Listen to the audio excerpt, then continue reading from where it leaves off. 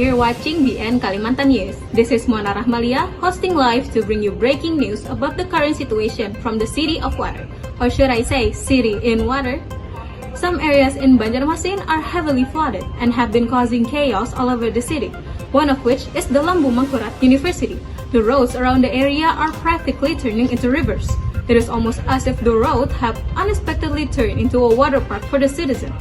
There are multiple reports of vehicles breaking down, rainwater breaching and flooding homes, dormitories, and flats. Traffic jams, which usually occur occasionally in the evening, now happen at any time of the day due to the severe flooding on the streets.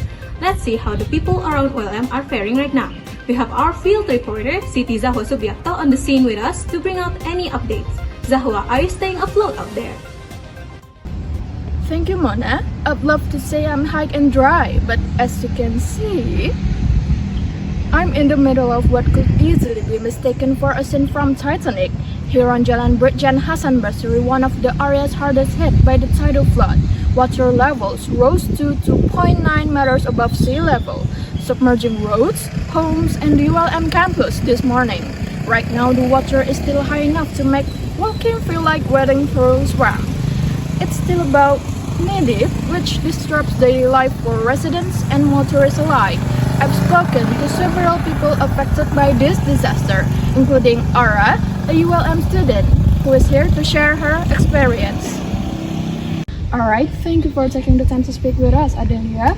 Can you describe what it was like on campus when the flood hit?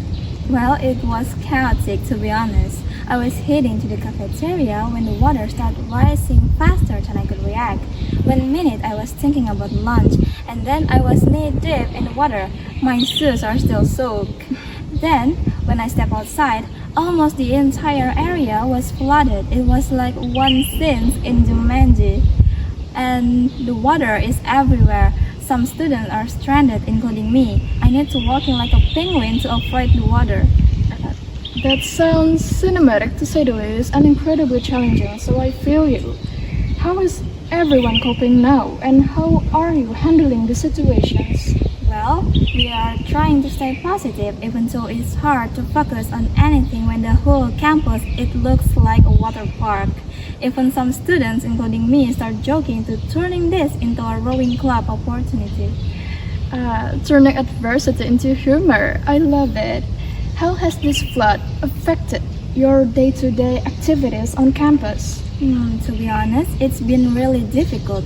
Some students can go to classes because the main roads are underwater, and the cafeteria and some lecture halls are inaccessible, and we are stuck either waiting for the water to go down or finding alternative routes, and it's honestly exhausting.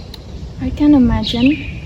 Are there any words you would like to say to your fellow students who are facing similar struggles? Okay, I would like just to remind everyone to be careful, especially if you are passing through flooded areas. And if you are on motorbike, please take it slow, because this morning I saw some people skid and fall because the roads are very slippery, so it doesn't worth the risk. And wear sandals if you have to go outside. Don't bother with regular shoes. And if the water looks too deep, don't try to cross it. Find another way, because our safety is the most important. Excellent advice, Ara, and thank you. Your resilience is inspiring. Stay safe out there, and maybe try to invest in waterproof shoes. Yes, thank you very much. Thank you. Alright, now I'm here with Najla, a motorist who encountered difficulties on the flooded roads. Apparently, her motorcycle isn't exactly all-terrain. So, Najla, could you please share what happened exactly? You mean this flooded mess? So I was on my way back home, thinking it'd be a quick trip, but then bam! My motorcycles couldn't work anymore because of this flooded. So here I am, stuck, trying to figure out what to do. That must have been so frustrating. Did you see a lot of other vehicles struggling too? I saw a lot of motorcycles breaking down, car moving super slow, which is causing a traffic jams. And I also saw one poor guy who dropped his phone in the water. It's been really crazy out here. It sounds like it's been a tough day. How are you planning to get home now? I will just push my motorcycles like it's my new written exercise. And I know it's not a great idea, but either that or leave it here and I will be swimming back to home. But I will definitely not doing that, so wish me luck. Best of luck, Najla, and thank you. I hope you make it home safely and your motorcycle forgives you. Any advice for other motorists dealing with similar situations? For some advice, maybe do not drive during flood, especially when the water is high. And if you really need to, try to drive slowly and be ready for your engine to completely stop.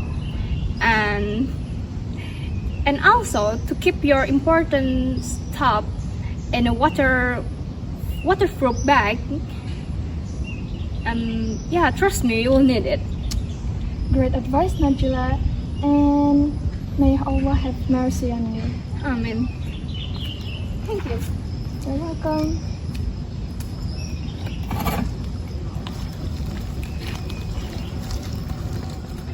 Alright, to summarize, the tidal flood has caused significant disruptions in North Banjarmasin, especially along the Jalan Brigjen Hasan Basri and at University of Lambung Mangkurat. Authorities are urging residents to remain cautious as water levels may continue to rise in the coming days. Perhaps start practicing their freestyle swimming as well. Back to you, Mona, and the hopefully dry studio. Thank you, Zahwa, for the report. The crews in the studio are hoping that she will have an easier time getting back to dry ground. On a serious note, residents should stay updated on weather alerts. According to Indonesian Agency for Meteorological, Climatological and Geophysics, or known as BMKG, light rain is expected throughout December, with heavier rain likely near the end of the month. Drizzles may occur during the day, so if you're heading out, don't forget to bring an umbrella, wear a raincoat, and consider using sandals to keep your socks dry. That is all for today's report. Stay tuned to DN Kalimantan for more daily news. I'm Mona signing out.